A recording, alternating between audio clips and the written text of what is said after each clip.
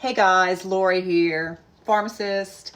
Just wanted to jump on here and say hello to everybody, see how things are going. I've been conversing with a lot of different people. Man, I thought I used to research before, but now this is like crazy over the top, right? So, there's a lot of information out there about the coronavirus testing. There's some information that they're testing for any strain. And that was from a scientist, although he chose to remain anonymous. But they're testing for any strain so that it's not specific COVID-19 specific, which of course would be problematic. And that would also explain, though, why so many people have very mild or are asymptomatic to, maybe being potentially on their deathbed or dying. So. But one of the things that really bugs me when I'm looking at the statistics is that the USA, as of right now, we're at over 185,000 cases, and China is at 81,000 and change. So China, that has 1.4 billion people, has over 100,000 less cases than we do, and yet they're much more densely populated. I don't know. It doesn't really make any sense to me. And this is where I think the whole testing thing has somehow got to be off. And then it occurred to me too, because America, China's communist pretty much. We're home of the free, land of the brave, right? So is there so much anti-vax, ex-vax, vaccine hesitancy coming out of? It's America. Are we leading the pack? Because when this whole thing was set up, and I do believe it is a setup, was it always known that America is the place we've got to hit the hardest, because that's where we have the most rebellion to government authority and where we have the least control. But speaking of testing, I posted on my timeline a thing, Medical News Today, which is mainstream information. And they say, they're confirming, if you read it, that the tests are not that accurate. They run around like the influenza, which is 50 to 70% accurate. They also explain why the test can have false positives and, all this kind of thing. So bottom line is, what strain they're testing for, it didn't really say. And the other thing that's interesting is the doctor that I was conversing with last summer and part of fall about vaccines, who I haven't talked to in months, had sent me something, I think over the weekend, called coronavirus hoax. And it was a chart, and it was really good. I actually posted it on my timeline a couple of days ago. But he accused me, when I sent him the video of the guy talking about how they're testing for all strains, of spreading fake news. And that they are testing for 3 strains of COVID-19, the mRNA. And I said, really? Well, why don't you go ahead and send me your sources? I'd like to see a picture of that kit or wherever it is you're reading, because I researched online. I couldn't find anything that backed up what he was saying. But of course, he was treating me like I'm spreading fake news. I frankly just want to know the truth. But being a person that does have a mathematical mind, I go, just looking at the caseload in America, when we're 1/4 the population, less than actually, of Japan, I'm going, these numbers just aren't adding up. It's not adding up at all. So, what else do I want to talk to you guys about? I was looking at my laptop there. The mandatory vax. Okay, I just have to confirm, and I don't know that I've really said this, that I do believe this is a huge setup for mandatory vaccination. If you're watching Larry Cook, he's put up several videos about this, and you all just need to really understand what is going on here, because the bigger they blow this thing, the huger they make it. And then when they have a vaccine to the rescue, and then we're not going to be able to let the world ever experience this kind of breakdown and all this, this crisis that we're going through because of a virus. It's the perfect storm for mandatory vaccination. So it's interesting because I'm seeing from people now that I know have been asleep or critical, and I think even at this point, the most asleep are starting to scratch their heads and go, something might be up with this, which is really why I kind of saw the light with that doctor, because I never felt like I made any headway with him on the vaccine topic. And then he was the one that initiated an article to me about the coronavirus hoax. So, and when I say a hoax, I don't want it to be confused or construed that I don't believe there is a coronavirus, because I do believe there's definitely a virus. It's definitely deadly. It's definitely killing people. The whys and wherefores, I'll give you a case in point. Okay, so the place I used to work, there were, I want to say 180 to 200 employees, and the majority of them were students. I was one of the oldest people there. So in other words, we didn't have any elderly people on staff, okay? But most everyone was really young. Well, I got word just the other day that 3 people out of there have tested positive. Most of the full-time employees are working, I guess full-time, I don't know all the details, are working from home. They've sent everybody home. Nobody's at the office. Sorry about that phone call, not what I needed. But anyway, what was I saying? Okay, 3 people there have tested positive, but one is, it's sounding critical, and has been in the has been hospitalized, is on a ventilator. Although there was a post on Facebook from one of my former coworkers yesterday saying whoever it is doing better. So that's really good news. But my point is, this thing is real, okay, and it is killing people. And whoever it is that was sick couldn't have been. They're not older than me, okay, and I'm 57. So it is hitting people that are younger. Now, most people I worked with ate a lot of junk food. It was not a healthy eating environment by a long shot. I was odd man out each and every day with my fresh fruits and vegetables and baked potatoes and salads and all that. It was the land of crap.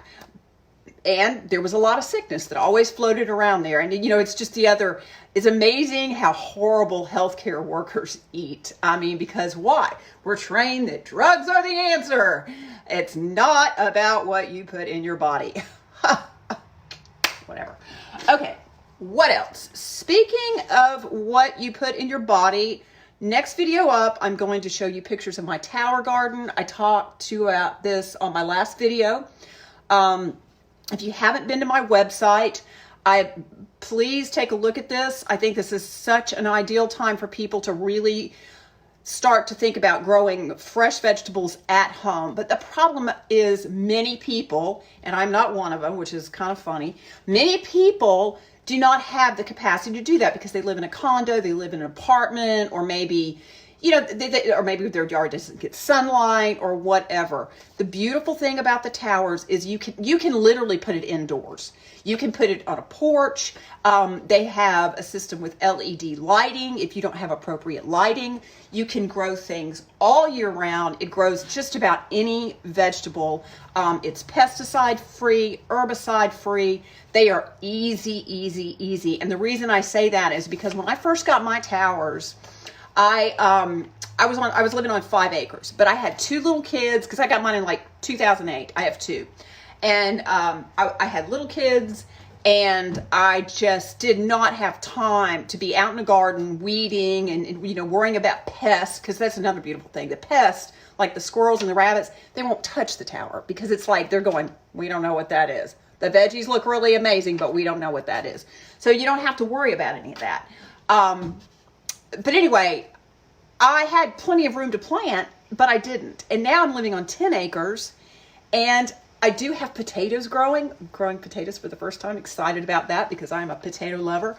But my 2 towers are chock full of fresh vegetables, kale, Swiss chard, herbs. I've got dill, parsley, bok choy, and I mean, the tower grows things 3 to 4 times as fast as what you can grow in the ground. I mean, it's amazing because it's an aeroponic system. So if you go to my website, that is thewisepharmacist.com. There's a tab for whole food nutrition. If you just click on that, the drop down, you can click on Tower Guard and see what I'm talking about. And they do have a payment plan.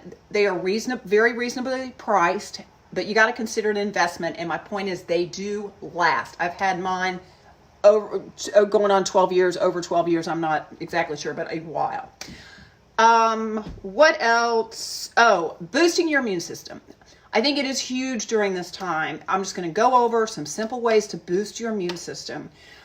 I think anyone should be taking, well, probably all the time, but especially in light of the situation we're in, vitamins A, vitamins D3, vitamin C, okay? Rumor on the street from naturopathic doctors is enough vitamin C until you have diarrhea. I mean, personally, that doesn't sound too fun to me. I'd rather add some oranges. Citrus is always loaded with vitamin C. Keeping fresh organic oranges, tangerines, grapefruit on hand is a great idea, and ingesting that every day. Also, potatoes are high in vitamin C.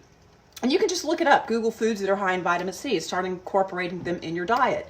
Also, vitamin D3, I mean, we're fixing to be into April, right? And it's warming up. Let's get outside. Let's get some sunshine. I know you might have to just stand in your front yard, but that's okay. You know, get outside, get fresh air. It is a beautiful time of year. And plenty of fresh fruits and vegetables.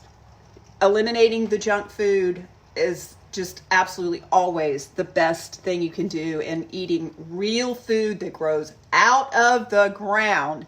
And you'll be amazed if you begin to do this consistently, how much it'll begin to heal your body, okay?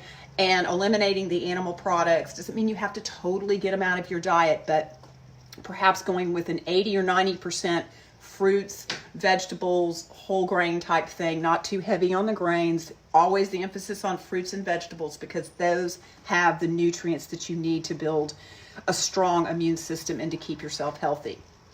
All right, I'm gonna look. Let's see if there's any questions here. I make tea with the lemon and lime juice and rides. Good, that's awesome. Hi, Kathy. Hi, Kathy. Local clean meat. Right. I mean, you know, the reality of it is I'm vegan 98% of the time. The majority of the world is not going to go vegan, and I get that.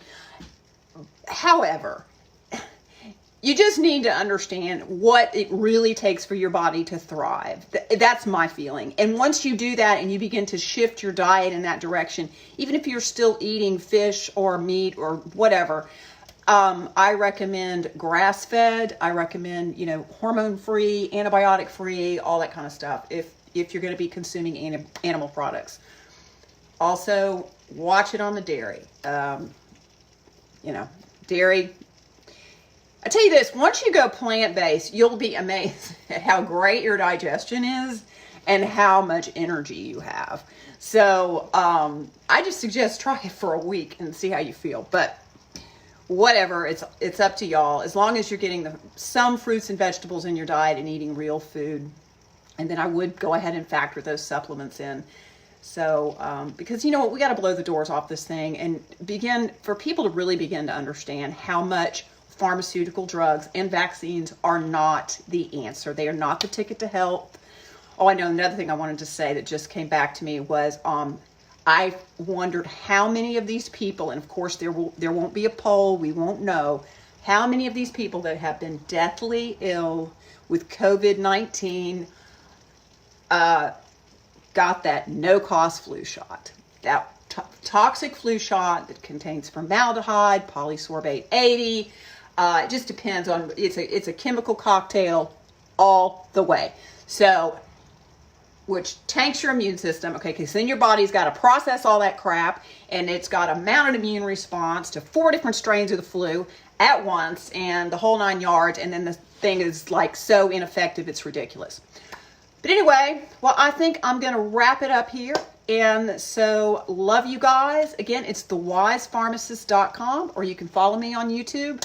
I'm on Instagram too, but I haven't done a whole lot on there yet, trying to kind of work that up.